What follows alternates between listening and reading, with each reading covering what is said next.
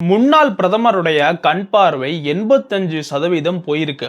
அவருடைய அந்த மருத்துவ அறிக்கையை அவருடைய வழக்கறிஞர் பாகிஸ்தானினுடைய சுப்ரீம் கோர்ட்ல தாக்கல் பண்ணதாரு.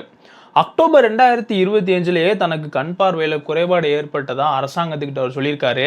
ஆனா அரசு வந்துட்டு அவருக்கு எந்த விதமான ஒரு சிகிச்சையுமே கொடுக்காம ஜஸ்ட் ஐ டிராப்ஸ் மட்டும் கொடுத்து ஒப்பைத்திருக்காங்க. இது யார் அப்படின்னா பாகிஸ்தானினுடைய முன்னாள் பிரதமர் இம்ரான் கான். இவரை இந்த ஒரு நிலைமைக்கு ஆளாக்குனது அப்படின்னு பார்க்கும்போது அந்த நாட்டினுடைய தலைவர் அசீம் முனிர், ராணுவ தலைவர் தான் பாகிஸ்தான்ல எப்பவுமே முழு அதிகாரத்தோட இருப்பாங்க. அவர் பண்ணக்கூடிய அந்த வேலை தான் இன்னைக்கு இம்ரான் கானை இப்பேற்பட்ட ஒரு கிரிட்டிக்கலான மெடிக்கல் சிச்சுவேஷன்ல கொண்டு வந்து விட்டுருக்கிறதா இம்ரான் கானினுடைய குடும்பம் பாகிஸ்தானினுடைய சுப்ரீம் கோர்ட்ல சொல்லியிருக்காங்க. ஆனா அரசு தரப்புல இருந்து என்ன சொல்லுதாங்க அப்படின்னா, இப்ப அவரு இன்னொரு சிறையில் இருக்காரு. அதிநவீனமான இஸ்லாமாபாத்தினுடைய சிறைக்கு அவரை மாத்தணும். அங்க அவரை மாத்தினதுக்கு அப்புறம் நாங்க அவருக்கு ட்ரீட்மெண்ட் கொடுப்போம் அப்படின்ற மாதிரி சொல்லுதாங்க. இந்த அளவுக்கு ஒரு மனுஷனுடைய ஒளியே அவனுடைய கண்ணு தான்.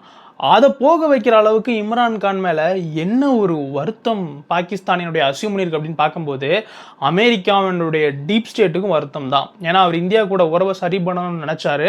பாகிஸ்தானுக்கு ஒரு சுதந்திரமான வெளியுறவு கொள்கை வேணும்னு சொல்லிட்டு ரஷ்யாவுக்கு போனாரு. அதையும் தாண்டி நிறைய முடிவுகள், அதாவது குறிப்பா காஷ்மீர் விவகாரத்துல பாகிஸ்தான் ராணுவத்தை தாண்டி வெளியுறவுத்துறை சார்ந்த கொள்கைகளை வகுக்கணும்னு நினைச்சாரு. இந்தியா கூட நல்லுறவை மெயின்டைன் பண்ணணும்னு நினைச்சாரு. பாகிஸ்தான் மக்கள் கிட்ட அபரிவிதமான ஆதரவும் அவருக்கு இருந்துச்சு. இந்த மாதிரியான நல்ல விஷயங்களை அவர் பண்ண போய் தான் இன்னைக்கு பாகிஸ்தான்ல அவருடைய வலது கண்ணினுடைய 85% பார்வையை இழந்திருக்காரு.